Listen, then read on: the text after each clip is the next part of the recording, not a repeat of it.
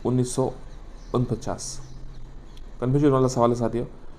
देखिए 26 जनवरी 1950 और 1 नवंबर 1956, तो 1 नवंबर 1956 को पूर्ण राजस्थान का निर्माण हुआ।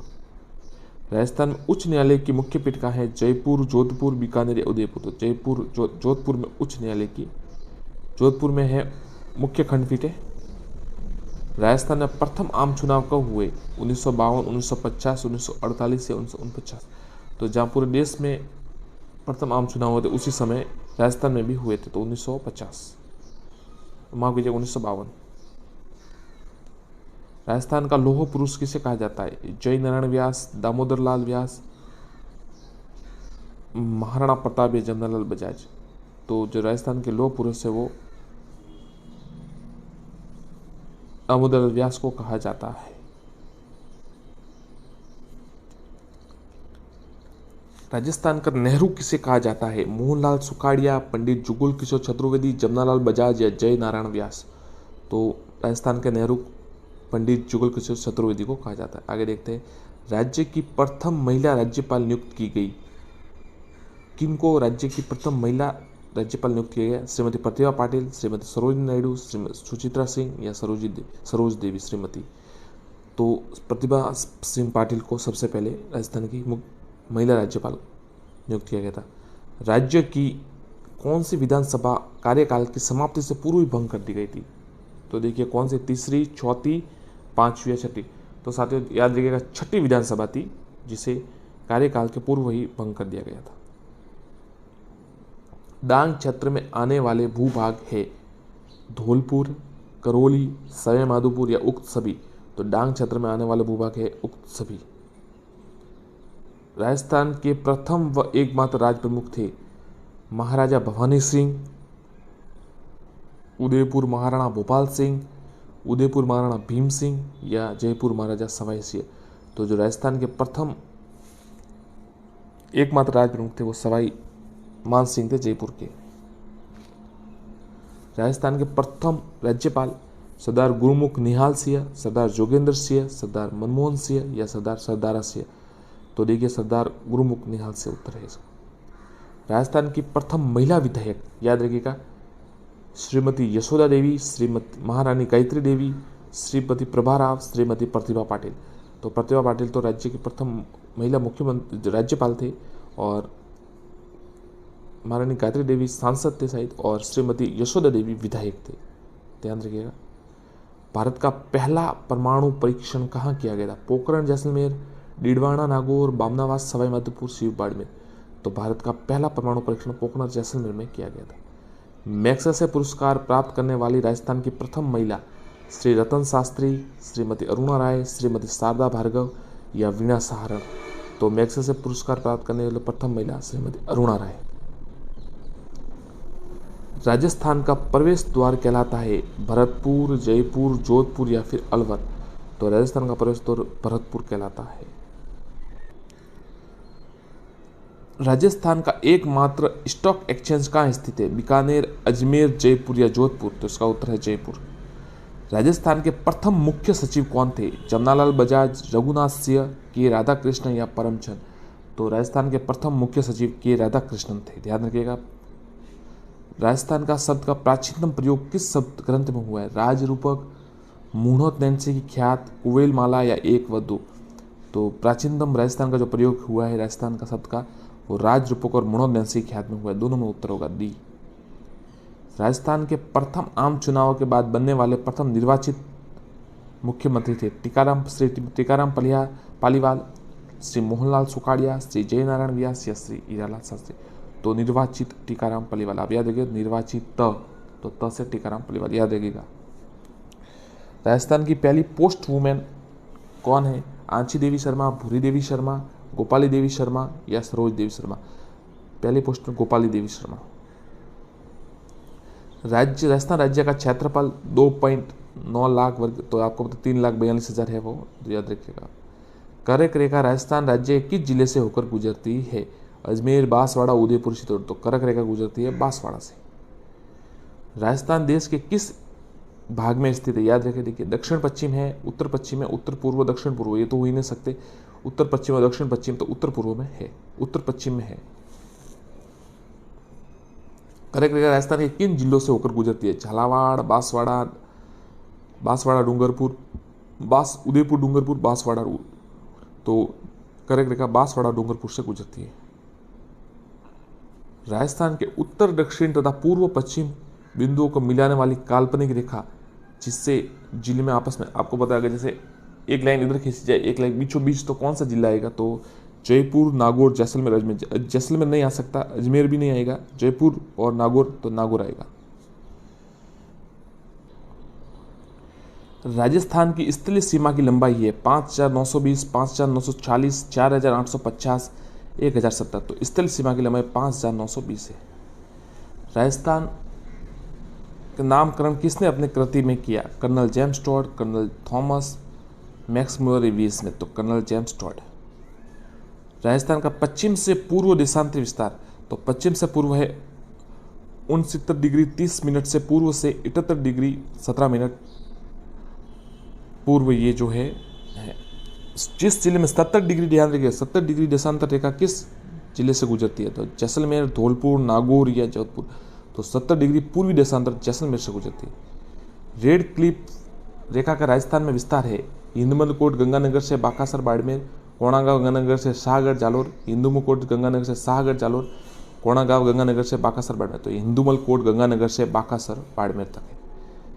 राजस्थान का उत्तर से दक्षिण और पूर्व से पश्चिम विस्तार है, तो सीधा उत्तर बता दो आपको, डी उत्तर है 826 से 826, 869। तो याद रखिएगा कि उत्तर से दक्षिण छोटा है, दो याद रखिए 869 और 869। उत्तर से दक्षिण छोटा है और पूर्व से पश्चिम लंबा है, याद रखिए। तो 869 हो जाएगा लंबा वाला। आपस में जो रेखा है काटेगी राजस्थान पूर्व से पश्चिम तथा उत्तर से दक्षिण अगर मिलाने पर तो नागौर में काटेगी, माफ कीजिएगा नागौर में। राजस्थान राज्य का सबसे उच्चतम गुरु शिखर है 1722। तो सबसे निम्नतम बिंदु कहाँ पर है? सांबर झील, पंचभद्रा झील, राजसमंद झील या डिडवाना झील। तो सबसे निम्नतम है वो सांबर झील है। जिस जिले से 70 डिग्री पूर्वी देशांतर रेखा गुजरती है? जैसलमेर। शुरू करते हैं राजवंश से जुड़े हमारे महत्वपूर्ण प्रश्न। ये काफ़ी परीक्षा में आ चुके हैं और आगे भी आ सकते हैं। बहुत ही जो कम से कम 500-600 प्रश्न थे उसमें से हम चुन के ये प्रश्न बनाए हैं और इम्पोर्टेंट लगे, इसलिए आप इनको जरूर एक बार देखें और वीडियो पूरा देखें, आराम से देखें। और एक बार आराम से देखेंगे तो आपको याद हो जाएगा और फिर आपको उस प्रश्न को बार बार याद करने की आवश्यकता नहीं होगी, तो इसलिए आराम से जरूर देखें। चलिए साथियों शुरू करते हैं। बीकानेर के शासक गंगा सिंह ने अपने सैनिक टुकड़ी गंगा रिसाल को किस विद्रोह में भेजा? अमेरिका, बी चीन, सी अफगान या फिर डी बांग्लादेश। तो इसका उत्तर है बी, उन्होंने चीन के लिए अपनी जो सैनिक टुकड़ी है गंगा रिसाल को भेजा था। और साथियों अगर आपने चैनल को सब्सक्राइब नहीं किया हो तो जरूर कर दे। हम हर टॉपिक पर हर दिन एक वीडियो लाएंगे और काफ़ी इंपॉर्टेंट प्रश्न लाएंगे। इसके साथ मनोविज्ञान और इंग्लिश की हिंदी के भी लाएंगे, परंतु पहले जीके कर रहे थोड़ा समझ लिए, इसके बाद कुछ दिनों में इंग्लिश से महत्वपूर्ण भी। और आप अपनी राय भी जरूर देंगे कि अगर आपको कुछ, आप अपने टॉपिक के अनुसार कुछ चाहते हैं कि किस टॉपिक पर वीडियो बनाए। चलिए आगे चलते और चैनल को सब्सक्राइब जरूर करें। निम्न में से वह शासक जिसने बीकानेरी भुजिया का प्रचलन किया था अंग्रेजों की शान में 800 ऊँट काबुल भेजे? ए डूंगर सिंह, बी गंगा सिंह, सी रायसिंह या फिर डी सूरज सिंह। तो डूंगर सिंह ने ये बीकानेरी भुजिया का प्रचलन किया और अंग्रेजों की शान में 800 ऊँट काबुल भेजे थे। आगे देखते हैं। निम्न में से किस शासक ने 1857 की क्रांति के समय एक बहुत बड़ी सेना अंग्रेजों के पक्ष में अपने राज्य से बाहर भेजी थी? ए सरदार सिंह, बी सूरज सिंह, सी रतन सिंह या डी राय सिंह। तो 1857 में राज्य से बाहर जो सेना भेजी थी वो सरदार सिंह ने भेजी थी, बीकानेर के सरदार सिंह ने। और करौली के जो थे उन्होंने कोटा के भेजी थी, पर राज्य के बाद पंजाब भेजी थी सरदार सिंह ने। आगे देखते हैं। जोधपुर महाराजा अब सिंह और सर बुलंद खां के बीच अहमदाबाद में युद्ध का आंखों देखा वर्णन किस ग्रंथ में मिलता है? तारिक बुलंद, बी वंश भास्कर, सी राजरूपक या डी बिली अब सिंह। तो राजरूपक में इसका जो वर्णन मिलता है, सी उत्तर होगा इसका। आगे देखते हैं। मालदेव के दो सेनानायक जो शेर शाह के विरुद्ध गिरी सुमेल के युद्ध में प्रबल रूप से लड़े? ए गोरा बादल, बी जैता पुंजा, सी जैता कुंपा या फिर डी रणमल और झाला। तो गोरा बादल रतन सिंह के समय थे, मतलब चित्तौड़ के समय 1303 में। और इनका उत्तर होगा जैता पुंजा नहीं होगा और जैता कुंपा होगा, सी उत्तर होगा। तो मालदीव के दो सेना, देखिए आप थोड़ा याद कीजिए। देखिए 1301 में तो जैता रतन सिंह के थे वो गोरा बादल थे, फिर जो मालदीव के दूसरे सेना थे शेषासुरी में ये जैता कुंपा थे, और जो उदय सिंह के दो थे उन्होंने जयमल और पट्टा थे। किस शासक ने 1544 ईस्वी में बीकानेर का पुनराधिकार राव जयसिंह के पुत्र कल्याणमल को दिया था? 1544 में देखिए बीकानेर का पुनराधिकार राव जयसिंह किसने दिया था? राणा लाखा उस समय थे नहीं, राणा हमीर भी नहीं थे, राव मालदेव भी नहीं थे और राव मालदेव नहीं थे शेरशाह, तो शेरशाह ही दे सकता है, सी उत्तर होगा। आगे देखते हैं। कर्नल टॉड ने किसे राठौड़ों का यूलिसेस कहा है? राव चंद्रसेन, बी जसवंत सिंह, सी दुर्गादास या डी अजीत सिंह? दुर्गादास को राठौड़ों का यूलिसेस कहा है। यूलिसेस आपको पता है जो ट्रॉय का युद्ध था उसमें उनके साथ था, एकिलेस के साथ। इतिहास का डॉक्टर गौरीशंकर हीराशंकर ओझा ने किस राजा को कान का कच्चा कहा? अजीत सिंह, बी सज्जन सिंह, राय सिंह या फिर डी चंद्रसेन? तो ये अजीत सिंह को कहा था ए, क्योंकि आपको पता है अजीत सिंह दुर्गादास को शायद उनके मन मुटाव हो गया था, तो इसी कारण ये कहा गया होगा। बीकानेर शासन करण सिंह किसके समकालीन थे? जहांगीर शाहजहां औरंगजेब, अकबर जहांगीर या फिर हुमायूं अकबर? तो बीकानेर का राजा करण सिंह शाहजहां और औरंगजेब के समकालीन थे। मुगल बादशाह अपनी विजयों में से आधी के लिए राठौड़ों की तलवारों के एहसानमंद थे, ये कथन क्या है, किसने कहा? ये पटवार मेंस में आया था शायद, लास्ट बार जो पटवार की परीक्षा हुई थी। डॉक्टर हनोली, कर्नल टॉड, थॉमस लेन या राम शंकर त्रिपाठी? तो ये कर्नल टॉड ने कहा था। मुगल बादशाह जो थे वो अपने विजयों में से आधी के लिए राठौड़ों की 1 लाख तलवार, मतलब आप कह सकते हैं कि, तो मतलब आप इस कथन से अंदाजा लगा सकते हैं कि जो राठौड़ थे मारवाड़ के, उन्होंने कितनी मतलब वीरता दिखाई है और मुगल इनके कितने मतलब इनकी तलवारों के एहसान बनते कि वो इतने विजय प्राप्त कर सके। मुगल सम्राट जहांगीर ने दल थम्मन की उपाधि किसे दी? सूरसिया, बी जैतरसिया, सी गजसिया या फिर रायसिया? तो इसका उत्तर है सी गजसिया को मुगल सम्राट जहांगीर ने ये उपाधि दी थी। और जो साथ ही पूछना चाहता है दल थम्मन का मतलब क्या? दल थम्मन का मतलब होता है दल को रोके रखने वाला, मतलब सेना को रोके रखने वाला। बीकानेर के रायसिया ने किन 2 मुगल बादशाहों की सेवा की थी?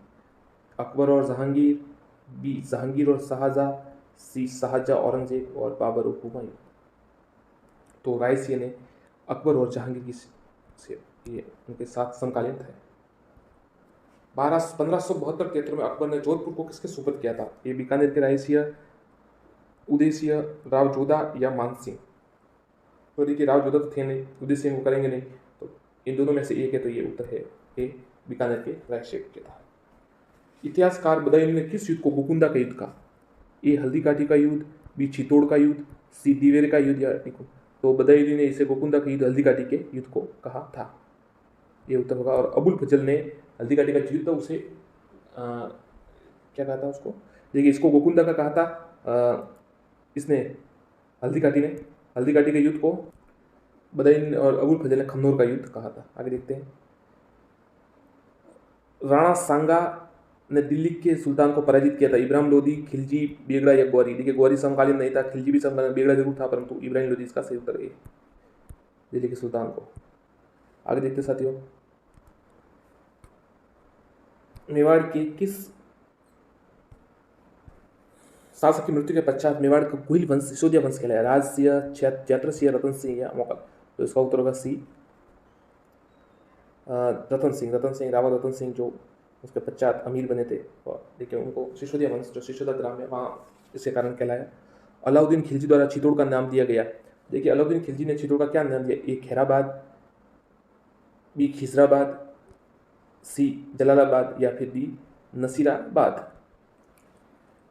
सी माफ कीजिएगा, बी खिजराबाद नाम दिया था। अलाउद्दीन चित्तौड़ का नाम खिजराबाद दिया था, जालोर का नाम जलालाबाद दिया था। आगे देखते हैं। उदय सिंह के साथ चित्तौड़ छोड़ने के पश्चात पन्ना को किस स्थान पर आश्रय प्राप्त हुआ? देवलिया, बी कुंभलगढ़, सी दिलवाड़ा या डी छावा? तो इसको उत्तर होगा बी कुंभलगढ़। आगे देखते हैं। मेवाड़ की रानी कृष्ण कुमारी को लेकर गिंगोली युद्ध किस वर्ष हुआ? 1803, 1807, 1809 या 1811? तो ये मेवाड़ की रानी कृष्ण कुमारी आपको पता है उन्हें फिर अंत में जहर दे दिया गया था और ये 1807 में हुआ था, बी उत्तर है। आगे देखते हैं। मेवाड़, मारवाड़ और जयपुर का त्रिपक्षीय संघर्ष किस शासनकाल में शुरू हुआ? महाराणा राज सिंह, भीम सिंह, द्वितीय या महाराणा अमर सिंह? तो ये महाराणा भीम सिंह के समय शुरू हुआ था, बी उत्तर होगा। आगे देखते हैं। राजपूताना में स्वामी दयानंद सरस्वती के आगमन के समय मेवाड़ के शासक कौन थे? फतेह सिंह, बी सज्जन सिंह, सी राजसिंह या डी भोपाल सिंह। तो उस समय जो जब स्वामी दयानंद सरस्वती का आगमन हुआ था तब सज्जन सिंह शासक थे, बी उत्तर है। मेवाड़ का उद्धारक किसे कहा जाता है? राणा प्रताप, राणा उदय सिंह, भामाशाह या डी लाखा। तो मेवाड़ के जो उद्धारक है वो भामाशाह को कहा जाता है, सी उत्तर होगा। कलयुग का कर्ण, कल्याणमल, मालदेव, लूणकरण या फिर कुंभा। तो जो कलयुग का कर्ण है वो लूणकरण को कहा जाता है, सी। और राजपूताना का कर्ण रायसेन को कहा जाता है। फारसी इतिहासकारों ने हिंदुस्तान का हसमत वाला शासक महाराणा प्रताप, राव चंद्रसेन, सी मालदेव या फिर डी मौकल। तो फारसी इतिहासकारों ने हिंदुस्तान का जो हसमत वाला शासक है वो मालदेव को कहा था, सी। और साथ ही हसमत का मतलब होता है, जैसे आप हिंदी में कहते हैं ना शानदार, वैभवशाली, और इंग्लिश में कहते हैं स्प्लेंडिड, स्प्लेंडर या जो भी स्प्लेंडिड कहते हैं, मतलब बहुत ही शानदार चीज। तो ये उनके लिए है हसमत वाला शासक, वैभवशाली। दिवेर युद्ध 1582 के बाद महाराणा प्रताप ने राजधानी बनाई, ए छावंड, बी कुंभलगढ़, सी गोकुंद, डी। तो इसका उत्तर होगा ए छावंड। आगे देखते हैं, नयन चंद्र सूरी द्वारा रचित हमीर महाकाव्य में राजपूतों की उत्पत्ति बताई, चंद्र से, सूर्य से, अग्नि से या ब्राह्मणों से। तो नयन चंद्र सूरी ने जो उत्पत्ति बताई है राजपूतों की वो सूर्य से बताई, बी उत्तर होगा। आगे बढ़ते हैं, निम्न में से किस राजपूत शासक ने विजय कटकातु की उपाधि धारण की थी? महाराणा राम सिंह, महाराणा सांगा, सी महाराणा कुंभा या डी राज सिंह। तो उत्तर होगा डी राज सिंह। राज सिंह ने विजय कटकातु की उपाधि धारण की थी। आगे देखते हैं, निम्न में से कौन खानवा के युद्ध में राणा सांगा के पक्ष में लड़े थे? महमूद लोधी, हसम खां, मालदेव या मेदिनी राय। तो राणा सांगा के पक्ष में कौन लड़े थे? तो राणा सांगा के पक्ष में चारों लड़े थे। आगे देखते हैं, निम्न में से कौन से राजपूत सरदार खानवा के युद्ध में बाबर के वीर राणा पक्ष में लड़े? राजा भारमल ईडर या वीरमदेव मेड़िया, राव बीका, राव कुलभूषण। तो इनमें से केवल दो, एक और दो उत्तर होगा, भारमल और वीरमदेव लड़े थे मेड़िया। आगे देखते हैं, किस राजपूत सरदार ने खानवा के युद्ध में राणा सांगा के घायल होने पर उनका राज चिन्ह धारण कर युद्ध जारी रखा था? वीर दुर्गादास थे नहीं उस समय, झाला अज्जा, राजा भारमल जरूर थे, राव बीका ने। तो राव झाला अज्जा इनके उत्तर, बी उत्तर होगा। आगे देखते साथियों, और किस इतिहासकार ने 7वीं सदी से 12वीं सदी के युग को राजपूत काल कहा है? ए श्रीनिवास, BBL थापर, सी विंसेंट स्मिथ या डी हरिचंद। तो याद रखिएगा विंसेंट स्मिथ ने इसे राजपूत काल कहा है, सी उत्तर होगा। आगे देखते हैं, निम्न में से किस रचना में अमीर खुसरो ने चित्तौड़ पर अलाउद्दीन खिलजी के आक्रमण का वर्णन किया है? खजाइन उल फतह, तुगलकीनामा, नूर खिलजी या मिफ्ता उल फितर। तो ध्यान रखिएगा खजाइन उल फतह ये उत्तर है इसका, जिसमें अमीर खुसरो ने अलाउद्दीन खिलजी के आक्रमण का किया है, वर्णन किया है। तो देखिए आप याद रखिएगा एक चीज़ को, क्या जो खुसरो थे वो लगभग 7 या शायद 11 शासक थे दिल्ली सल्तनत के उस समय, उनके राजकवि रहे हैं, मतलब हाँ कवि रहे, क्योंकि बहुत कम समय में बादशाह बदलते रहे। आगे देखते हैं, जिनमें से कौन सा विद्वान कुंभा के दरबार में था? नाथा, बी मुनि सुंदर सूरी, फरिश्ता या टीलाभट्ट। तो देखिए इसमें फरिश्ता थोड़ा अलग है, तो सी उत्तर होगा, फरिश्ता नहीं है। अपना सिर काट कर देने वाली हाड़ी रानी का नाम क्या था? रानी सिलोचना, बी सलह कंवर, सी पद्मनी या फिर डी कर्णावती। तो जिन्होंने सिर काटा हाड़ा रानी कहा जाता है उन्हें बी उत्तर होगा, सलह कंवर। सलूम्बर के जो रावत थे उनके लिए। 1578 में कुंभलगढ़ पर किसने आक्रमण किया? 78 में, याद रखिएगा, अलाउद्दीन खिलजी, शाहबाज खां, गजनवी, औरंगजेब। आप ध्यान रखिए कैसे कट कर सकते हैं, अभी ऐसा प्रश्न आ गया तो आप कैसे कट करें? अलाउद्दीन खिलजी 1578 में था नहीं, महमूद गजनवी उससे भी पहले था 1100 में, अलाउद्दीन खिलजी जब था उससे भी पहले था, गजनवी, औरंगजेब भी बाद में था। तो 1578 में शाहबाज खां जरूर हो सकता है, तो बी उत्तर होगा। खानवा में बाबर के विरुद्ध सांगा की सहायता ले किसने नेतृत्व में मारवाड़ी सेना भेजी? ए चंद्रसेन, बी मालदेव, सी वीरमदेव या डी कीर्तिपाल। देखिए खानवा बाबर के विरुद्ध सांगा के तो सेना तो भेजी थी मारवाड़ ने, राव गंगा ने, और विरुद्ध किसके नेतृत्व में भेजी, मतलब वहां कौन लड़ा था? तो बी मालदेव। किस राजस्थानी ग्रंथ में अलाउद्दीन खिलजी के जालोर पर आक्रमण का उल्लेख मिलता है? मारवाड़ी ख्यात, हमीर रासो, कानड़े प्रबंध या फिर मारवाड़ परगना विगत। तो इसका उत्तर होगा सी कानड़े प्रबंध, पद्मनाभ ने लिखी थी, और ये इसमें जालोर पर आक्रमण का लिखा है, जिसमें फिरोजा और जो वीरमदेव थे उनसे कैसे युद्ध शुरू हुआ और फिर कैसे वीरता से लड़ते हुए वीरगति को प्राप्त हुए। हमीर के कोटिजन अश्वमेध यज्ञ का राजपुरोहित कौन था? ए विश्वरूप, बी सदाशिव, सी राजगुरु या फिर डी हालगुरु। तो इसका उत्तर होगा, देखिए हमीर जो अश्वमेध यज्ञ किया था उसके राजगुरु थे विश्वरूप थे, ये उत्तर होगा। आगे देखते हैं, अर्ली चौहान डायनेस्टी के लेखक कौन है? कायम खां रासो, डॉक्टर गोपीनाथ शर्मा, डॉक्टर दशरथ राय विलन। याद रखिएगा जो पुस्तक है अर्ली चौहान डायनेस्टी, मतलब चौहान वंश के बारे में जो लिखा है इन्होंने दशरथ शर्मा ने ये पुस्तक लिखी, सी उत्तर। पुष्कर में वराह मंदिर का निर्माण किसने करवाया था? ए अजयराज, बी अन्नोराज, सी विग्रहराज चतुर्थ या फिर डी पृथ्वीराज चौहान। तो इसका उत्तर होगा अन्नोराज। अन्नोराज ने ये फिर पुष्कर में निर्माण कराया था, बी उत्तर होगा। आगे देखते हैं, बिजोलियस के शिलालेख से प्राप्त होता है कछुओं का इतिहास, चौहानों का इतिहास, सी राठौड़ों का, डी गुजर। तो जो बिजोलिया के शिलालेख है वहां से चौहानों का इतिहास पता होता है, बी उत्तर होगा। किसने लिखा था कि अन्नोराज ने अजमेर को तुर्कों के रक्त से शुद्ध करने के लिए अजमेर में अना सागर झील का निर्माण कराया? ये चैनबर्दई, जयनाग, सोमदेव या मेरुदो। तो ये जयनाग ने लिखा था, बी। जयनाग की रचना आपको पता है, पृथ्वीराज विजय। दल पुंगल विश्व विजेता की उपाधि किसने धारण की थी? विग्रहराज चतुर्थ, पृथ्वीराज तृतीय, अन्नोराज या फिर अजयराज। तो आपको पता है ये धारण पृथ्वीराज चौहान यानी पृथ्वीराज तृतीय ने की थी, बी उत्तर है। आगे देखते हैं, निम्न में से कौन सा शासक जालोर के वंश से संबंधित नहीं था? ए वत्सराज, बी कीर्तिपाल, सी समरसिंह या फिर डी उदयसिंह। तो जो जालोर से संबंधित नहीं थे वो ए वत्सराज। आगे देखते हैं, बूंदी रहंग महल का निर्माण किसने कराया? ए छत्रसाल, बी सामंत सिंह, सी पृथ्वीराज द्वितीय या रतन सिंह। तो जो बूंदी के रंग महल है उनका निर्माण ए छत्रसाल ने कराया था। आगे देखते हैं, 1300 में रणथंभौर आक्रमण के दौरान अलाउद्दीन खिलजी का कौन सा सेना नायक मारा गया था? उलुग खां, बी नुसरत खां, सी मीर कासिम या खिज्र खां। तो जो नुसरत खां था वो इसमें मारा गया था, बी उत्तर है। ललित विग्रहराज का रचयिता सोमदेव किस शासक के दरबार में था? पृथ्वीराज प्रथम, विग्रहराज चतुर्थ, अजयराज, अनुराज। तो आपको पता जो ललित विग्रहराज थे वो सोमदेव, विग्रहराज चतुर्थ जिन्हें कभी बाद में भी कहा जाता है, किस दरबार में थे? किस चौहान शासक ने अजमेर को सबसे पहले अपनी राजधानी बनाया? पृथ्वीराज तृतीय, अजयराज, अन्नोराज, विग्रहराज। तो अजयराज ने सबसे पहले इसको राजधानी बनाया था, बी उत्तर है। मुवक किस वंश का शासक था? देखिए बहुत ही इंपॉर्टेंट सवाल है ये, बहुत कम देखने को मिला है। आप चहमान, प्रतिहार, सोलंकी या कछवा। तो मुवक थे जो वो, तो जो मुवक या गुवक भी कहा जाता है, गुवक ये चौहान शासक थे, ये उत्तर होगा। आगे देखते हैं, अंग्रेजों ने मांगलोर के युद्ध में कोटा महाराजा के विरुद्ध किसकी सहायता की थी? बलवंत सिंह, रतन सिंह, जालिम सिंह, रतन सिंह या शंभू सिंह। तो इसका उत्तर होगा ये सी रतन सिंह। किस इतिहासकार ने चौहानों को ब्राह्मण वंश से उत्पन्न माना है? गौरीशंकर ओझा, गौरीशंकर हीराचंद ओझा, विलियम क्रूप, डॉक्टर भंडारकर या नैन्सी। तो ये भंडारकर है, इसका उत्तर सी। गौरी के आक्रमण समय चालुक्यों की सहायता देने के विरुद्ध पृथ्वीराज तृतीय को परामर्श देने वाला मंत्री कदमवास, वल्लभ, चंद्रप्रदेय या कीर्तिपाल। इसका उत्तर होगा कदमवास, ए, जिसे कैमास भी कहा जाता है। जालोर को जीतकर अलाउद्दीन ने इसका क्या नाम रखा? ए खैराबाद, बी खिजराबाद, सी जलालाबाद या सलेमाबाद। तो इसका उत्तर होगा सी जलालाबाद। खैराबाद तो सिवाना का रखा था, खिजराबाद चित्तौड़ का रखा था, और जलालाबाद जालोर का। उदयपुर का शायद मोमिनाबाद या कुछ रखा था। रणथंभौर के विजय के उपरांत अलाउद्दीन खिलजी ने इस दुर्ग को किसके अधिकार में सौंपा था? आमिर अली, उलगुग खां, लियाकत या उमर, बी उलगुग खां। रणथंभौर के किस मुस्लिम सेनानायक ने खिलजी सेना का नेतृत्व किया था? इसका उत्तर पहले हम देख चुके हैं, ये बी उत्तर है, नुसरत शाह।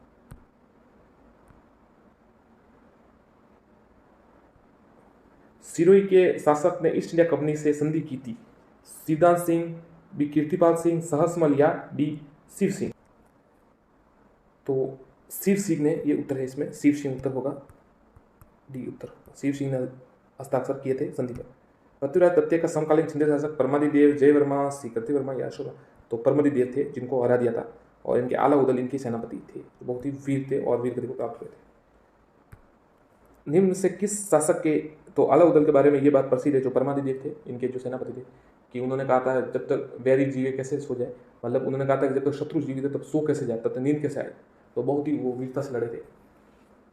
आगे देखते हैं, निम्न से किस शासक ने राज्यकाल के दौरान शिवालिक स्तंभ को अभिलेख उत्कीर्ण कराया? विग्रहराज चतुर्थ, अन्नोराज, अजयराज या पृथ्वीराज। तो इसका उत्तर होगा ए, विग्रहराज चतुर्थ। आगे देखते हैं, ये देखिए, कवि बांधव की उपाधि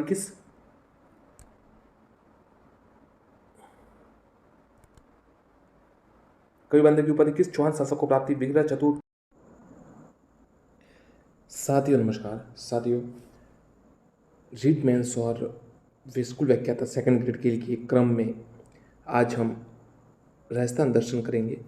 जो भी राजस्थान के समस्त जिले हैं उनके जो मुख्य आकर्षित केंद्र है और जो महत्वपूर्ण स्थान वहाँ पर है, और वहाँ से संबंधित सभी प्रकार के राजस्थान जीके से संबंधित प्रश्न आज हम इस वीडियो में वस्तुनिष्ठ रूप से जानेंगे।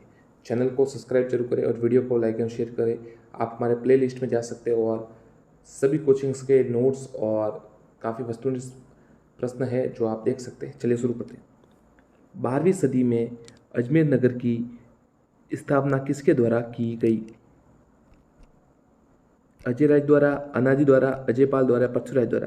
तो उसका उत्तर है साथियों ए, अजय राज द्वारा। 1113 में ये की गई थी। आगे देखते हैं। औरंगजेब द्वारा उत्तराधिकारी युद्ध का जो अंतिम युद्ध था वो कहाँ जीता गया था? आपको पता होगा शाहजहां के 4 पुत्र थे, दारा शिकोह, औरंगजेब, मुराद और मुअज्जम। तो उनके बीच उत्तराधिकार के लिए युद्ध हुआ था और उसमें औरंगजेब विजयी हुआ था, जो 52 साल तक फिर भारत का जिसने और मुगल बादशाह के रूप में शासन किया। और जो सबसे साझा था वो उसने दारा शिकोह को अपना युवराज घोषित कर दिया था, उसको उत्तराधिकारी बनाना चाहता था, परंतु दारा एक अच्छा व्यक्ति था इसलिए उसे लॉस्ट प्रिंस भी कहा जाता है। तो परंतु उसके औरंगजेब ने उसे हरा दिया और फिर हाथी पर उसको उल्टा लटकाया था और दिल्ली में घुमाया था। चलिए वो इतिहास की बात है, ये देखते हैं। औरंगजेब द्वारा उत्तराधिकारी युद्ध अंतिम कहाँ जीता गया? धर्मत का युद्ध, खानवा का, भरतपुर, बयाना भरतपुर या दोराई अजमेर। तो इसका उत्तर है दोराई अजमेर। ध्यान रखिएगा, दोराई अजमेर में। 14वीं शताब्दी में निर्मित विश्व प्रसिद्ध ब्रह्मा जी का एकमात्र मंदिर कहाँ पर स्थित है जहाँ विधिवत पूजा की जाती है?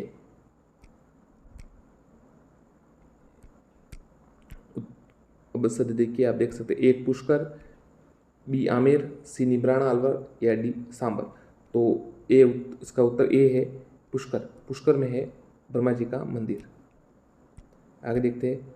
पुष्कर में रत्नागिरी पर्वत पर स्थित ब्रह्मा जी की पत्नी माँ सावित्री के मंदिर का मेला कब लगता है? तो ये पुष्कर का मेला तो पता होगा आपको। तो जो उनकी पत्नी है माँ सावित्री, उनका जो मेला कब लगता है? वैशाख पूर्णिमा, श्रावण तृतीया, वैशाख पंचमी या भाद्र शुक्ल सप्तमी। तो उत्तर है भाद्र शुक्ल सप्तमी। निम्न में से कौन सा स्थल अजमेर जिले में स्थित है? फूल सागर, बीर तालाब, हैप्पी वैली, शौर्य उद्यान या उपरोक्त सभी। तो साथियों जो उत्तर है वो इसमें 4 है। 4 और जो तीनों है वो इसमें अजमेर में ही स्थित है। देखिए व्याख्या भी दी हुई है, अब देख लेते हैं। फूल सागर, वीर तालाब 1872 में अजमेर मारवाड़ के स्टेट के तत्कालीन कमिश्नर गवर्नर डिक्सन द्वारा निर्मित है। हैप्पी वैली अजमेर में चारों तरफ पहाड़ियों से घिरा सुरम्य स्थल है। और शौर्य उद्यान अजमेर के मिलिट्री स्कूल का परिसर में ये उद्यान का उद्घाटन 27 अप्रैल 2005 को किया गया। भारत का मक्का नाम से कौन सा शहर प्रसिद्ध है? भारत का मक्का के नाम से कौन सा शहर प्रसिद्ध है? सीकर, दिल्ली, अजमेर या फिर मुंबई। ये आपको बताना है कि भारत में मक्का के नाम से, तो आपको पता ही होगा मक्का के नाम से अजमेर प्रसिद्ध है और यह ख्वाजा मोइनुद्दीन चिश्ती की दरगाह मौजूद है। राजस्थान का हृदय किसे कहा जाता है? उदयपुर, अजमेर, जयपुर और या फिर कोटा। तो राजस्थान का हृदय वो अजमेर को कहा जाता है। 7वीं सदी में अजमेरू दुर्ग की स्थापना किस शासक के द्वारा की गई थी? अजयराज, विजयराज, अजयपाल या विक्रराज। तो 7वीं शताब्दी में जो ये दुर्ग है वो की स्थापना अजयपाल द्वारा की गई थी। कई साथी इस मामले में कंफ्यूज हो जाते हैं कि अजयपाल है या अजयराज है, क्योंकि अजमेर नगर की स्थापना अजयराज ने की और जो दुर्ग है उसकी स्थापना अजयपाल ने की। तो आपको कैसे याद रखना, तो देखिए दुर्ग छोटा होता है तो वो पाल से भी ढका जा सकता है। तो इस प्रकार से आप कनेक्ट कर सकते हैं। कई सवाल आपको ऐसे कनेक्ट करने पड़ेंगे, परीक्षा में कंफ्यूज न हो इसलिए। तो पाल से ढका जा सकता है, तो इसलिए दुर्ग छोटा है, मतलब शहर पाल से नहीं ढका जा सकता। तो अजयपाल दुर्ग और अजयराज अजमेर नगर बसाया। आगे देखते हैं। अजमेर में स्थित चश्मा ए नूर महल का निर्माण किस मुगल बादशाह द्वारा करवाया गया था? ध्यान रखिएगा, चश्मा ए नूर अकबर द्वारा, जहांगीर द्वारा, शाहजहाँ द्वारा, हुमायूं द्वारा। तो चश्मा ए नूर का जो निर्माण है वो जहांगीर द्वारा करवाया गया था। निम्न में से कौन सा स्थल अजमेर में नहीं है? भूकंप वेधशाला, बघेरा का तोरण द्वार, रंगनाथ जी का मंदिर, उक्त में से कोई नहीं। तो इसका उत्तर साथियों है उक्त में से कोई नहीं। मतलब ये तीनों जगह है वो अजमेर में है। ये सभी अजमेर जिले में स्थित है। भूकंप वेधशाला भी है, बघेरा का तोरण द्वार भी है, रंगनाथ जी का मंदिर भी है। अकबर के किले को मैगजीन जो है, अकबर के किले को मैगजीन का भी कहते हैं। नूर महल, छपा खाना, दौलत खाना या दीवान खाना। तो इसका उत्तर है 3 दौलत खाना।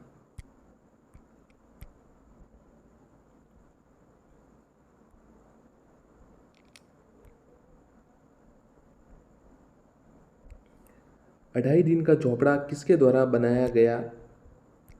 इल्तुतमिश, मोहम्मद बिन तुगलक, कुतुबुद्दीन ऐबक या फिरोज शाह तुगलक। तो जो आपको पता होगा, अढ़ाई दिन का झोपड़ा संस्कृत जो पाठशाला थी उसको तो बनाया गया था, ये कुतुबुद्दीन ऐबक ने बनाया था। अजमेर की फॉय सागर झील का निर्माण कब हुआ? 1627, 1891-92, 1650 या 1900। 3 इसका उत्तर है 1891-92 में। इसमें बांडी नदी का पानी आता है, ध्यान रखिएगा, इसमें बांडी नदी का पानी आता है।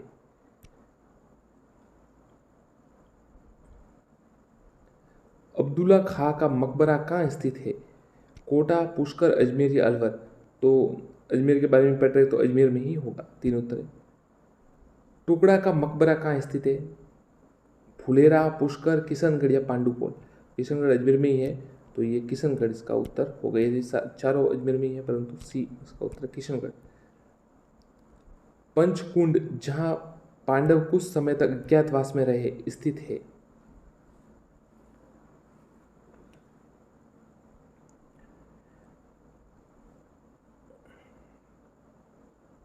पंचकुंड जहाँ पांडव कुछ समय अध्ययन, पुष्कर, भरतपुर, दौसा व सवाईमाधोपुर। तो पुष्कर में स्थित है। यहाँ पंचकुंड कृष्ण अभ्यारण्य के नाम से भी प्रसिद्ध है, इसका नाम सुदाबाए है।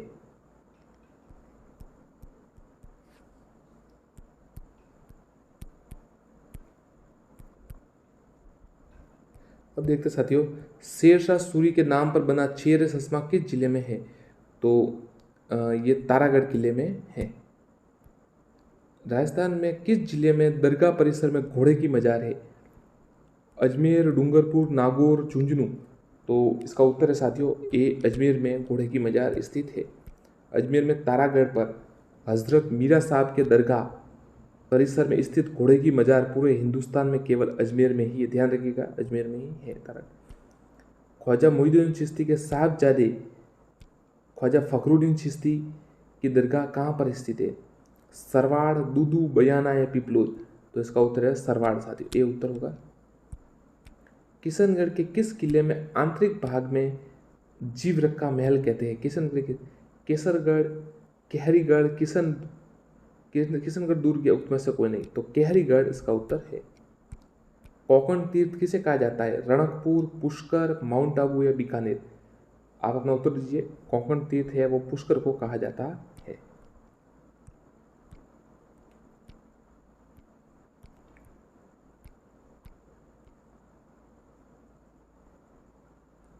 बैजनाथ नामक पर्यटन स्थल राजस्थान में किस जिले में है? तो ये साथियों अजमेर में स्थित है। आगे देखते हैं, आमेर के राजा मान सिंह के द्वारा निर्मित मान महल कहाँ पर स्थित है?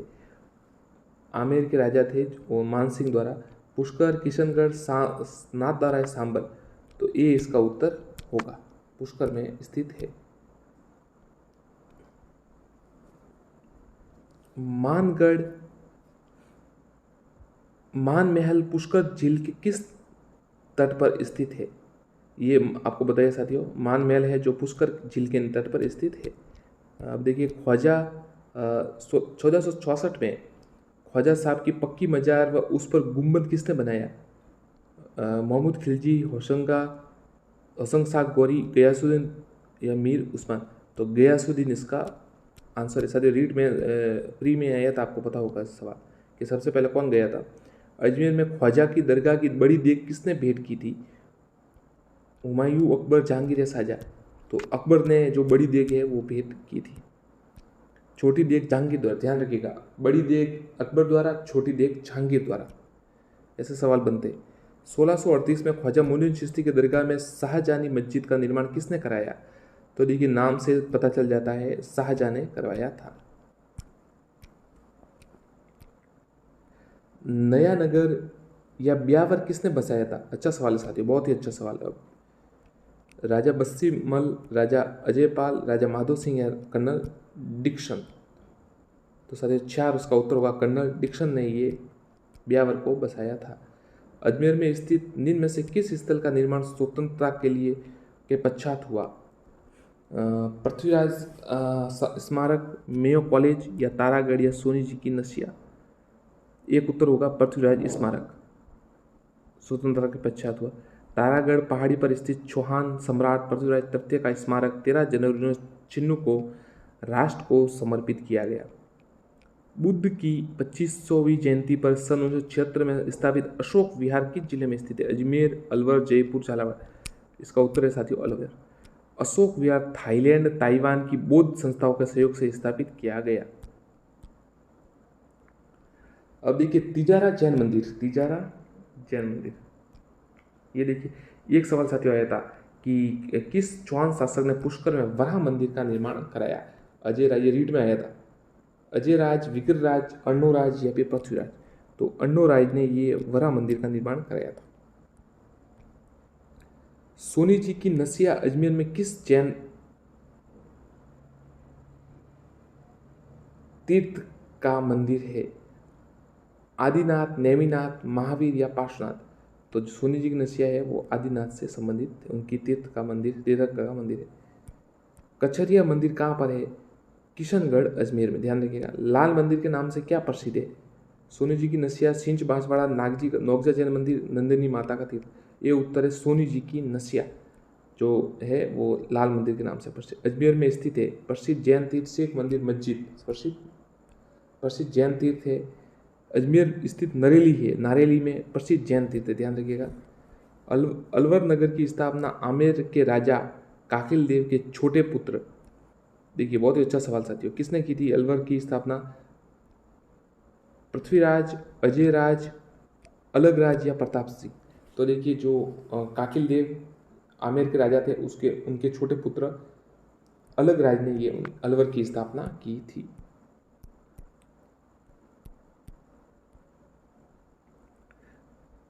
तिजारा में जैन संप्रदाय के कौन से भगवान का प्रसिद्ध मंदिर है? आदिनाथ, महावीर जी, मल्लीनाथ जी या चंद्र प्रभु? तो तिजारा में जैन मंदिर का जो आपको पता ही होगा चंद्र प्रभु जी का मंदिर है। चंद्र प्रभु की मूर्ति देहरा नामक स्थल से मिली थी, ध्यान रखिएगा। कहाँ से मिली? देहरा नामक स्थल से। लोक आस्था का प्रमुख केंद्र बाबा मोहन राम का थान कहाँ स्थित है? लोक केंद्र का प्रमुख मोहन राम का थान मलिकपुर, भिवाड़ी, निमराना, अलवर, जैसर और नीम का थाना? तो मलिकपुर भिवाड़ी में इसका उत्तर है, एक उत्तर होगा। ऊपर वाला मंदिर के नाम से जैन तीर्थकर शांतिनाथ भगवान का मंदिर राजस्थान के किस जिले में स्थित है? तो ये अलवर में साथियों स्थित है, ध्यान रखिएगा अलवर में। ऐसी मियान जिसमें 2 तलवारें रखी जा सकती है कहाँ स्थित है? Neemrana fort palace, city palace, Vijay palace या अलवर संग्रहालय? इसका उत्तर है साथियों सिटी प्लेस। सिटी प्लेस का निर्माण 1793 में राजा बख्तावर सिंह जी ने करवाया था। ये एक मियान में 2 तलवार रह सकती, अलवर से संबंधित है। अलाउद्दीन आलम शाह का मकबरा और चंद्र प्रभु जी का जैन मंदिर कहाँ है? बस ऑप्शन से तिजारा, डीकर, पांडुपोल या पहानगढ़? तो ये इसका उत्तर है तिजारा, ध्यान रखिएगा तिजारा।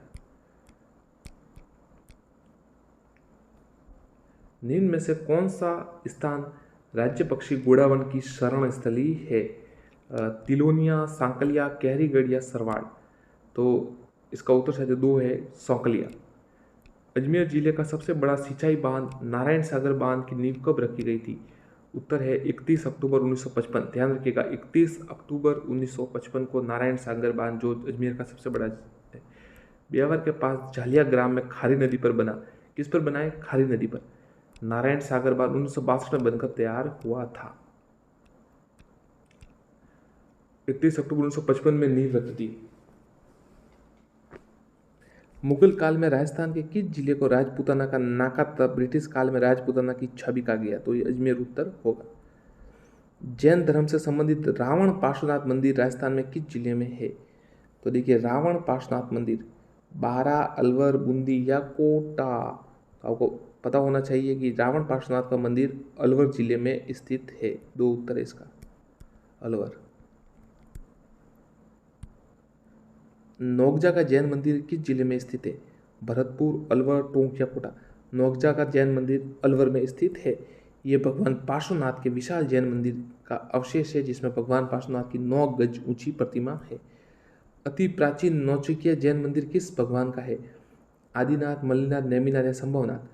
तो जो अति प्राचीन नौचकिया जैन मंदिर है वो मल्लीनाथ जी का मंदिर, ये नौगवा कस्बे के जैन मंदिरों में है। अलवर की मूसी महारानी की छतरी का निर्माण किसने कराया? ये साथियों सवाल 100% आता है, मतलब आता ही है, ध्यान रखिएगा। तो मूसी महारानी की छतरी का निर्माण विनय सिंह ने कराया था, राजा विनय सिंह। ये संगमरमर की 80 कलात्मक स्तंभों पर टिकी छतरी है। विजय मंदिर पैलेस का निर्माण कब व किसके द्वारा कराया गया? सीधा उत्तर बता देता हूँ आपको, 1918 में महाराजा जयसिंह द्वारा। ये पैलेस महाराजा जयसिंह द्वारा विजय सागर बांध के तट पर बनाया गया है। धन्यवाद साथियों, आगे भी हम वीडियो अपलोड करते रहेंगे। चैनल को सब्सक्राइब जरूर करें, वीडियो को लाइक एवं शेयर करें। धन्यवाद साथियों। नमस्कार साथियों, जैसे कि आपको पता है फर्स्ट ग्रेड, सेकंड ग्रेड और रीट तीनों परीक्षा 2-2 महीने के अंतराल में है। और फर्स्ट ग्रेड का तो आज जारी हो चुका है कैलेंडर भी, कौन सी परीक्षा किस समय। चलिए साथियों, जो सभी में कॉमन है वो पढ़ते हैं। राजस्थान की उत्पत्ति, ये रीट मेंस के लिए भी सबसे इंपॉर्टेंट रहेगा, सेकंड ग्रेड के लिए भी, प्रथम पेपर के लिए सबसे इंपॉर्टेंट है, और फर्स्ट ग्रेड में हिस्ट्री और उनके लिए सबसे इंपॉर्टेंट है। चलिए शुरू करते हैं। राजस्थानों के राजपूतों के अग्निकुंड से उत्पत्ति का मत सर्वप्रथम किसने प्रतिपादित किया? ए मूढ़ोत्नौंसी, बी अग्निपुराण या सी छंद्रबरदई या दो ये सर्वमिश्रण। तो सर छंद्रबरदई जो है पृथ्वीराज रासों में इन्होंने ये बताया था कि राज अग्निकुंड से उत्पन्न है। निम्न में से किस विद्वान ने अग्निकुंड से उत्पत्ति के सिद्धांत का खंडन किया? मूढ़ोत्नौंसी, भंडारकर, गौरीशंकर हीराशंकर ओझा या कर्नल टॉड। तो गौरीशंकर हीराशंकर ओझा ने जो इसका खंडन किया था। आगे देखते हैं। कवि छंद्रबरदई ने राजपूतों की कितनी शाखाओं का वर्णन किया है? कवि छंद्रबरदई ने राजपूतों की कितनी शाखा का 12, 24, 36, 42, ध्यान रखिएगा, 36 शाखाओं का वर्णन किया है छंद्रबरदई ने। डॉक्टर भंडारकर ने गुहिल राजपूतों की उत्पत्ति किससे होना माना है? कुषाण, अग्निकुंड, वैदिक, आर्यो या नागर ब्राह्मण। तो भंडारकर ने नागर ब्राह्मण से माना है, ध्यान रखिएगा। आगे देखते हैं।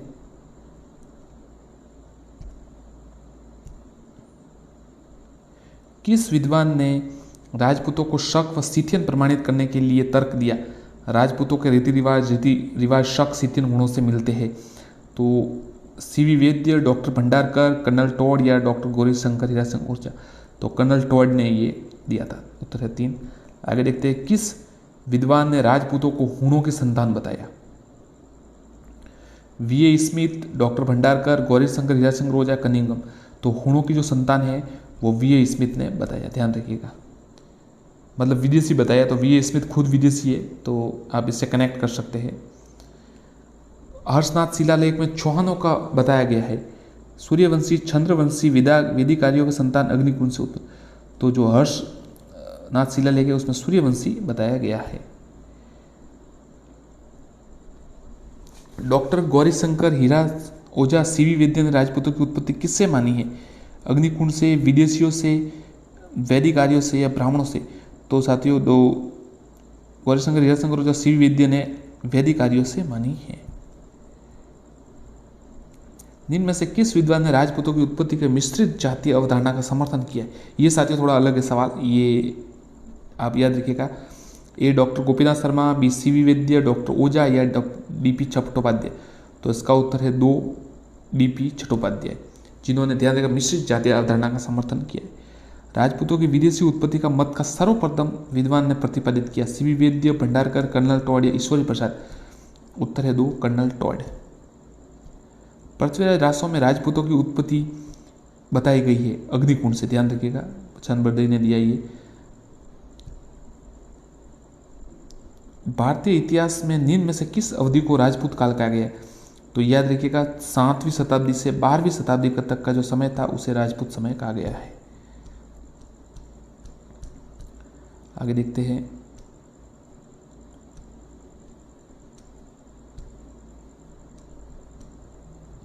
राजपूतों की किस वंश ने जयपुर रियासत पर शासन किया? तो जयपुर पर आपको पता ही होगा साथियों। देखिए सीधा उत्तर बता देते हैं आपको। कछुआ ने जयपुर पर शासन किया, चौहान ने अजमेर पर किया, गुहिल वंश जो है ये मेवाड़, और पाटी वंश जैसलमेर। आगे देखते हैं। राजपूत को अग्नि कुल सत्य किसमें कहा गया? पृथ्वीराज रासों में कहा गया है, ध्यान रखिएगा। गुहिल राजवंश ने राजपूताना के किस भाग पर शासन किया? मारवाड़, हाड़ौती, मेवाड़ या शेखावटी? तो गुहिल राजवंश ने ये जो दो उत्तर होगा मेवाड़ पर शासन किया। निम्न में से किस राजपूतों को सूर्यवंशी व चंद्रवंशी बताया गया है? तो डॉक्टर दशरथ शर्मा ने इन्हें राजपूतों को सूर्यवंशी व चंद्रवंशी बताया है, ध्यान रखिएगा आप इसको। राजपूतों के अग्निकुंड से उत्पत्ति का मत सर्वप्रथम छानबरदई ने पृथ्वीराज रासों में किया। इस मत का समर्थन किन विद्वानों ने किया? तो विकल्प 1 व 2 मुणोत नैन्सी व सूर्यमल मिश्रण इसका उत्तर है, ध्यान रखिएगा। मुणोत नैन्सी व सूर्यमल मिश्रण। अग्निकुंड से उत्पत्ति का समर्थन छानबरदई का जो था मुणोत नैन्सी और सूर्यमल मिश्रण ने इसका समर्थन किया। जिनमें से किस विद्वान ने अग्निकुंड सिद्धांत का खंडन किया? तो देखिए दशरथ शर्मा ने खंडित किया, गौरीशंकर ओझा ने भी खंडन किया और ईश्वरी प्रसाद ने भी खंडन किया। 4 उत्तर। मनुस्मृति के अनुसार राजपूतों की उत्पत्ति, ये साथियों इंपॉर्टेंट सवाल है, कम देखा गया है किताबों में। मनुस्मृति के अनुसार सबसे ज़्यादा तो ये छानबरदई वाला प्रचलित है, अग्निकुंड वाला। मनुस्मृति में अनुसार राजपूतों की उत्पत्ति बताई गई है। तो मनुस्मृति के अनुसार ब्रह्मा व वैदिक आर्यों से इसकी उत्पत्ति, राजपूतों की उत्पत्ति बताई गई। आगे देखते हैं। कनिंगम ने ब्रोच गुजर नामक ताम्र फा के आधार पर राजपूतों को यूची जाति का वंशज मानते हुए इसका संबंध किससे जोड़ा है? तो साथियों इसका संबंध है वो कुषाण से जुड़ा है। इस कनिंगम जो महोदय थे उन्होंने। राजपूत शब्द का सर्वप्रथम प्रयोग किस शताब्दी में मिलता है? तो राजपूत शब्द का सर्वप्रथम जो प्रयोग साथियों वो 7वीं शताब्दी में मिलता है। आगे देखते हैं। निम्न सुमिलित नहीं है तो ध्यान रखिए। मेवाड़ का गुहिल सही है, चौहान का सांबर भी सही है, पाटी जैसलमेर से, राठौड़ भरतपुर नहीं है, राठौड़ जोधपुर है, तो ये आप ध्यान रखिए। राजपूतों की विदेशी उत्पत्ति का मत सर्वप्रथम कर्नल टॉड ने प्रतिपादित किया।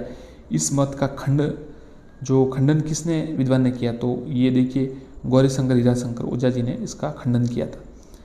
किस शिलालेख में गुहिल वंशीय राजपूतों की उत्पत्ति रघुकुल से बताई गई है? अर्शनाथ, बेराट शिलालेख, आबू पर्वत शिलालेख, मंडोर शिलालेख? तो इसका उत्तर है 2 आबू पर्वत शिलालेख। हमीर महाकाव्य में चौहानों को बताया गया है। सूर्यवंशी, ब्राह्मणवंशी, चंद्रवंशी, इनमें से कौन? तो सूर्यवंशी बताया गया है, याद रखिएगा। अब देखिए साथियों गुर्जर प्रत्यार वंश के जो प्रश्न है वो देख लेते। प्रत्यार शासक नागभट्ट द्वितीय को किस शासक ने पराजित किया परम भट्टारक महात्रिराज परमेश्वर की उपाधि धारण की? पुलकेशन द्वितीय, धर्मपाल, ललितादित्य, परमार शासक धंधुक? तो ध्यान रखिएगा धर्मपाल जो बंगाल का शासक है। जो त्रिपक्षीय संघर्ष हुआ था राष्ट्रकूट, पाल और गुर्जर प्रत्यार के मध्य, तो ये धर्मपाल पाल वंश के शासक थे। तो इसका उत्तर धर्मपाल को हराया था इन्होंने।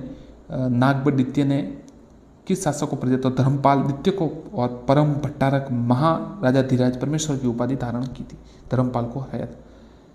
प्रत्यार शासक कक्कू राजा बहुक का उत्तराधिकारी ने निम्न में से कौन सा शिलालेख का उत्तरण कराया? अच्छा सवाल है साथियों। नाडोल शिलालेख, प्रतापगढ़ शिलालेख, अस्थिकुंडी शिलालेख, घटियाला शिलालेख? उत्तर है घटियाला शिलालेख, ध्यान रखिएगा। कक्कू जो राजा था प्रत्यार शासक बाउक का उत्तराधिकारी, उसने कौन सा शिलालेख? तो ये घटियाला शिलालेख कराया था। साथियों आप चैनल को सब्सक्राइब जरूर करें और वीडियो को लाइक एवं शेयर करें। हम सभी प्रकार के जो ऑप्शनल है, वस्तुनिष्ठ प्रश्न है और जो महत्वपूर्ण किताबें हैं उनसे नोट्स बना रहे, आपको बता रहे। तो आप जरूर चैनल से जुड़े, सब्सक्राइब जरूर करें। कन्नौज में प्रत्यार वंश के शासक के नींव किसने रखी थी? तो कन्नौज के प्रत्यार वंश की नागपटदित्य ने रखी थी। कन्नौज के गुर्जर प्रत्यार के शक्ति किस शासक ने अपने समय छर्मोत्कर्ष पहुंची? तो नागभट्ट, मिहिर भोज, महेंद्रपाल प्रथम, भोज द्वितीय। इसका उत्तर है मिहिर भोज के समय। प्रत्यार शासक मिहिर भोज ने देव को किस ताम्रपत्र प्रभास सूर्य के उत्पत्ति का अलंकृत किया गया है? तो साथियों ध्यान रखिएगा, ए दौलतपुर जो ताम्रपत्र है वहां पे मिहिर भोज को प्रभास सूर्य की उपाधि से अलंकृत किया गया है।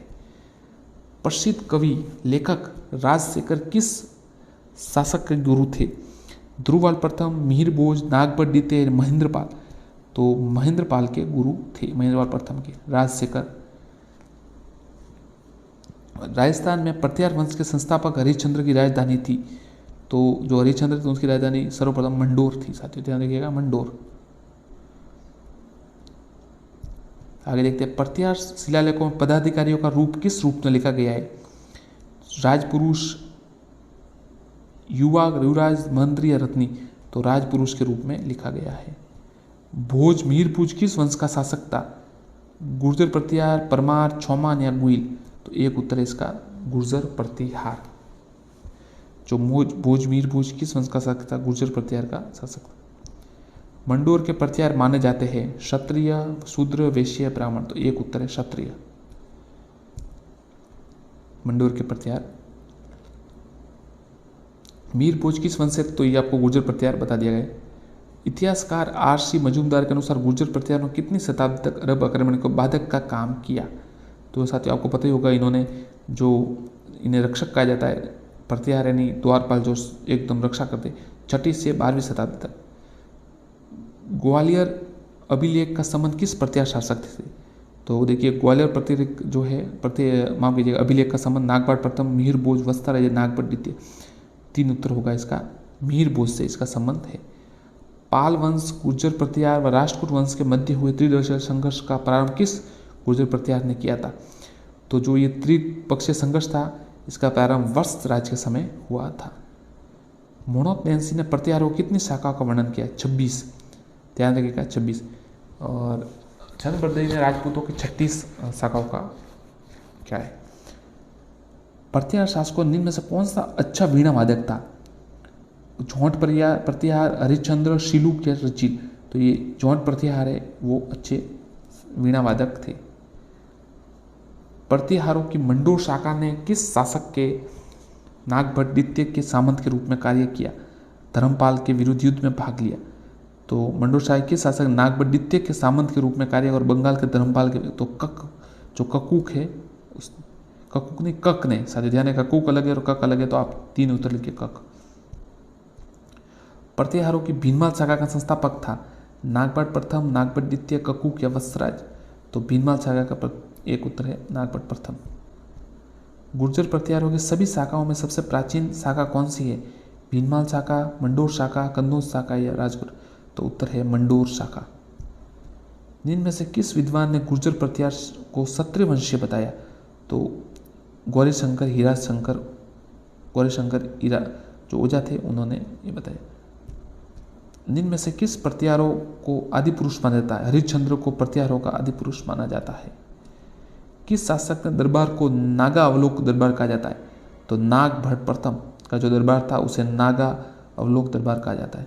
किस राष्ट्रकूट शासन ने वत्सराज को पराजित किया था? तो उत्तर है साथियों ध्रुव प्रथम। ध्रुव प्रथम ने किया था।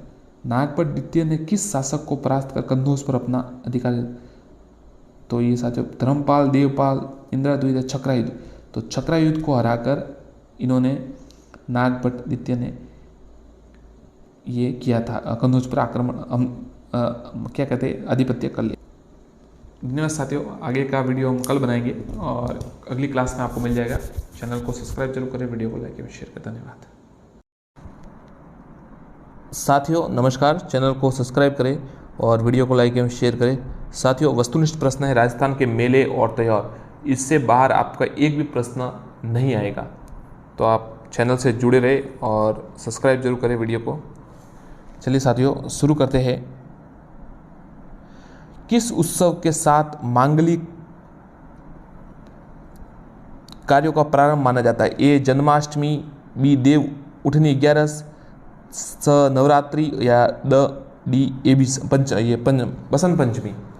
तो साथियों देखिए देव उठनी 11 के साथ बी उत्तर होगा इसका। सभी मांगलिक कार्यों का जो माना आप कह सकते हैं कार्यों का प्रारंभ माना जाता है। आगे देखते हैं साथियों,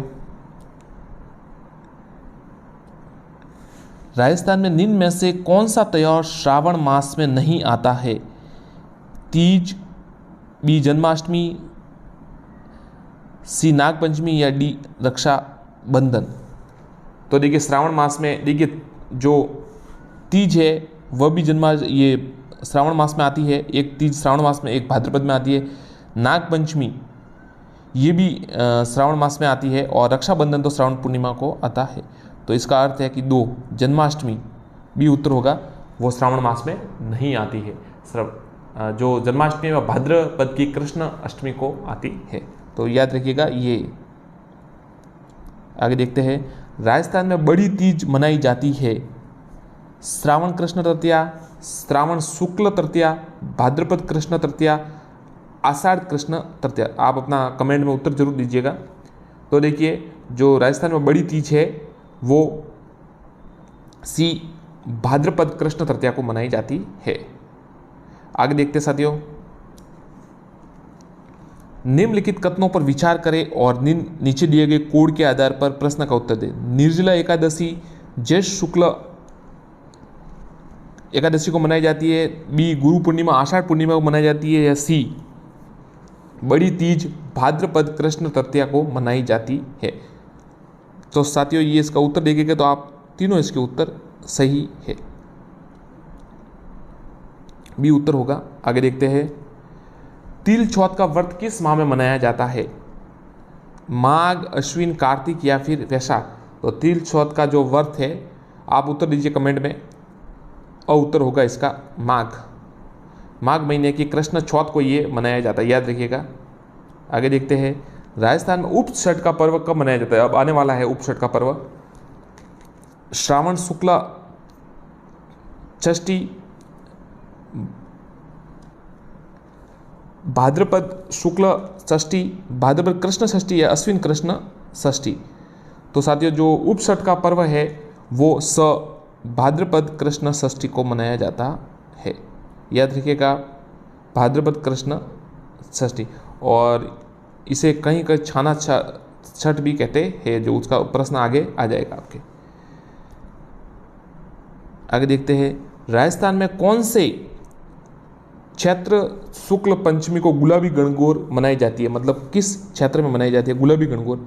नाथद्वारा, उदयपुर, बूंदी या जोधपुर। तो उत्तर होगा नाथद्वारा। आगे देखते हैं, कौन से महीने में तीज का त्यौहार मनाया जाता है? तो साथियों तीज का त्यौहार देखिए, ऐसे तो श्रावण, चैत्र, वैशाख या माघ है, तो श्रावण में भी होता है और भाद्रपद में भी होता है, परंतु इसमें ऑप्शन नहीं, उत्तर होगा। कौन से पर्व के मौके पर ढूंढ बांटा जाता है? तो आपको पता है ढूंढ मतलब बनाई जाती है, नागपंचमी, बसंत पंचमी, दीपावली या होली। तो सबको पता होगा द उत्तर है इसका होली। जैन समुदाय द्वारा पर्युषण पर्व किस माह में मनाया जाता है? अश्विन मास, श्रावण मास, कार्तिक या भाद्रपद। तो आपको पता होगा साथियों जो जैन पर्व है जो अब ये भाद्रपद में मनाया जाता है, द उत्तर है उसका। और इसके साथ देखिए गुगा जो मेड़ी वाला, जो गुगा जी वाला पर्व है वो भी भाद्रपद में है। रामदेव जी की जो 11 है वो भी इसमें है मेरा। गणेश चौथ वाला भी भाद्रपद में है। राधा अष्टमी भी भाद्रपद में, तेजा दशमी भी भाद्रपद में ही मनाई जाती है, तो याद रखिएगा। आगे देखते हैं, किस हाड़ा शासक द्वारा विजयदशमी के दिन कोटा में प्रसिद्ध दसरा मेला आयोजन शुरू किया गया था? राव जोधा। तो जोधा तो साथियों यहाँ संबंधित नहीं है, वो मारवाड़ के थे। राव हाड़ा नहीं है, राव जगमाल नहीं है, राव माधो सिंह। तो इसका उत्तर है द राव माधो सिंह, ध्यान रखिएगा, द माधो सिंह। जयपुर में तीज की सवारी किस माह में निकाली जाती है? श्रावण, वैशाख, चैत्र या भाद्रपद। जयपुर में तीज की सवारी किस में? आप उत्तर दीजिए साथियों, नीचे कमेंट में जरूर कमेंट करें। इसका उत्तर है श्रावण महीने में, ध्यान रखिएगा। आगे देखते हैं झलझुलनी एकादशी जो या 11 कहते हैं उसको कब मनाई जाती है। कार्तिक शुक्ल एकादशी, चैत्र कृष्ण एकादशी, माघ कृष्ण एकादशी या भाद्रपद शुक्ल एकादशी। तो साथियों इसका उत्तर होगा भाद्रपद शुक्ल एकादशी को मनाई जाती है। निम्न में से कौन सा त्योहार होली के लगभग एक पखवाड़े बाद मनाया जाता है। गुडला, अक्षय तृतीया, गणगौर या तीज।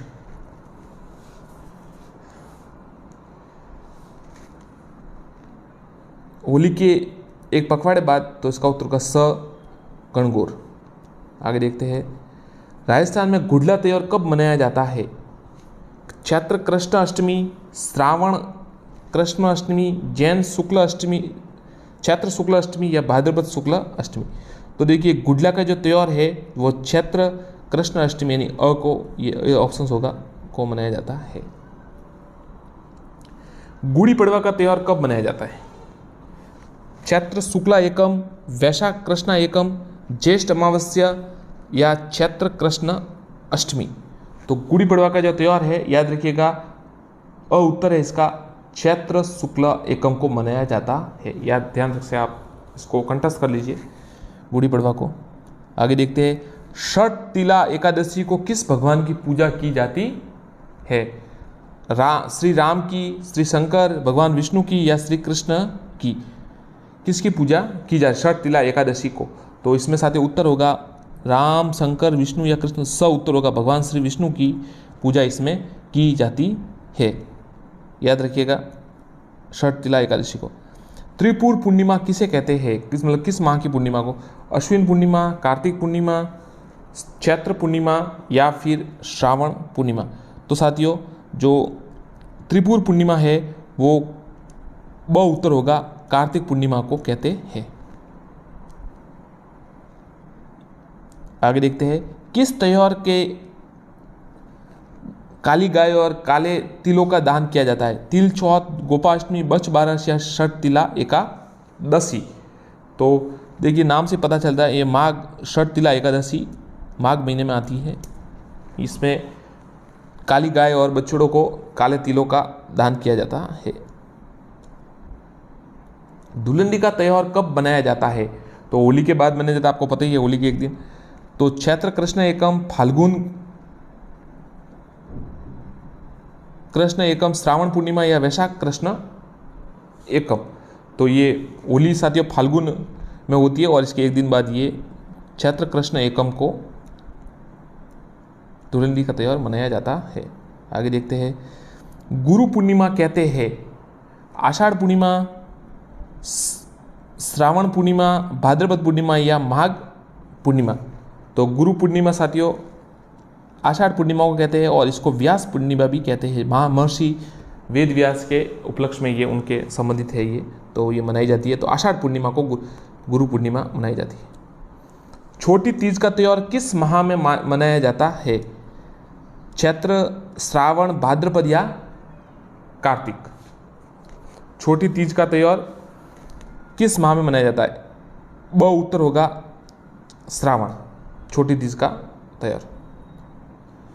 हरतालिका तीज के दिन किसका पूजा की जाती है। गौरी शंकर, भगवान राम, श्री कृष्ण या ब्रह्मा की। तो हरतालिका तीज के दिन गौरी शंकर की पूजा की जाती है, वह उत्तर होगा। आगे देखते हैं उप छठ को सैकाटे क्षेत्र में क्या कहा जाता है। उठ छठ, गामा छठ, निर्जला छठ या छाना छठ।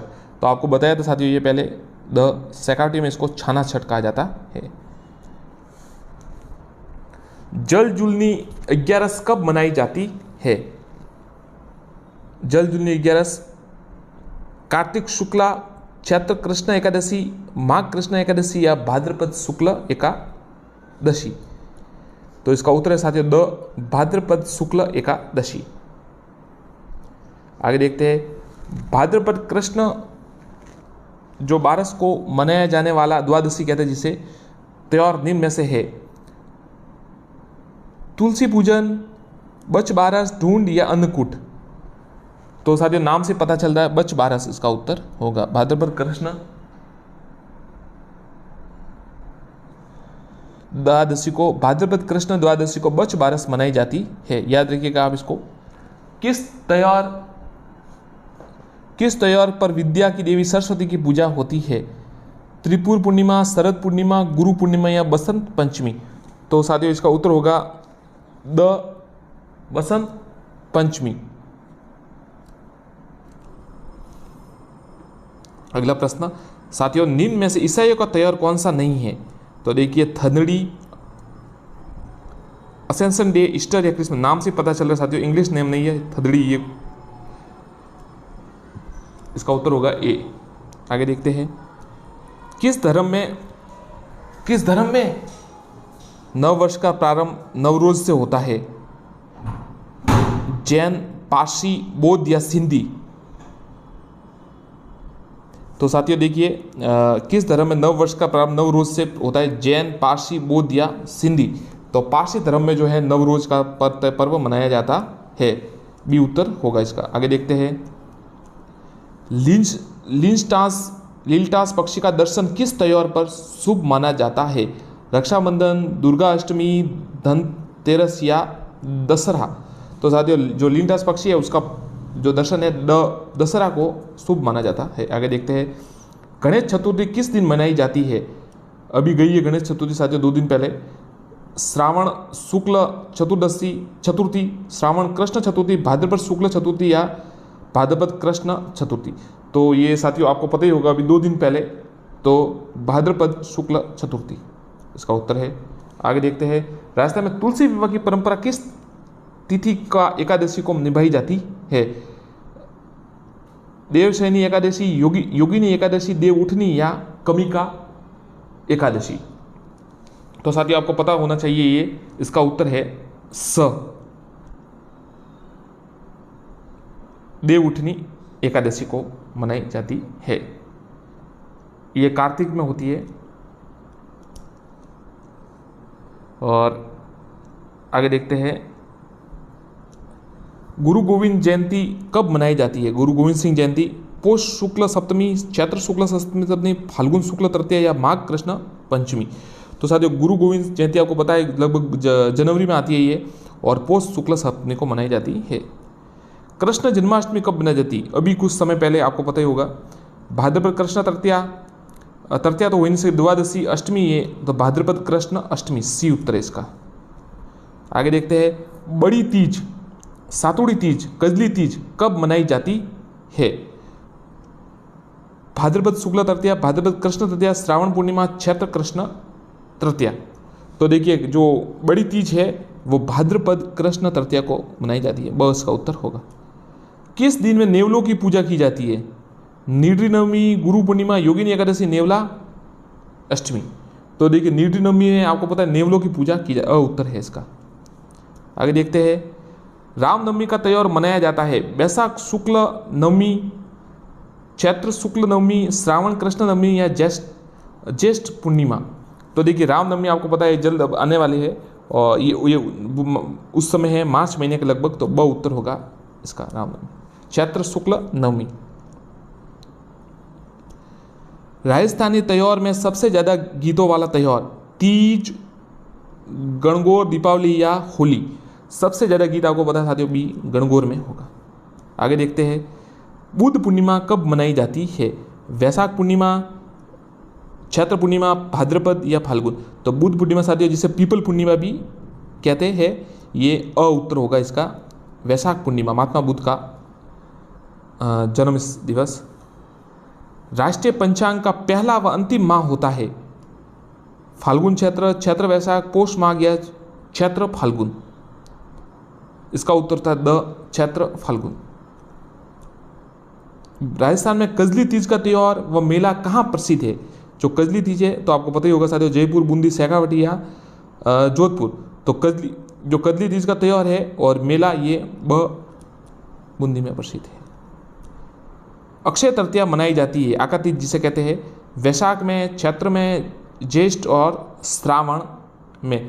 तो वैशाख शुक्ला जो तृतीया होती है उसमें अक्षय तृतीया मनाई जाती है। राजस्थान में बूढ़ी तीज कब मनाई जाती है? बूढ़ी तीज चैत्र कृष्ण तृतीया, भाद्रपद कृष्ण तृतीया, श्रावण शुक्ल तृतीया या फिर भाद्रपद शुक्ल, तो भाद्रपद कृष्ण तृतीया इसका उत्तर होगा। ध्यान रखिएगा, भाद्रपद कृष्ण तृतीया बी। नेवलों की पूजा आपको अभी बता दिया, निर्णी नवम, वह उत्तर होगा इसका।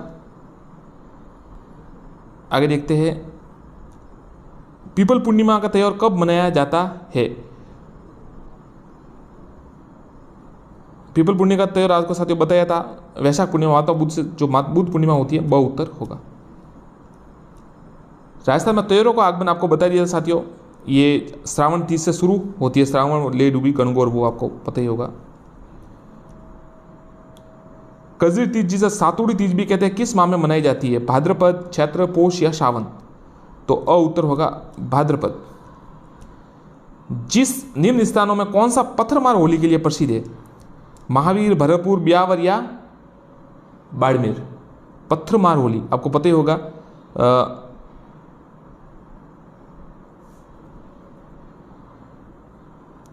द उत्तर होगा इसका।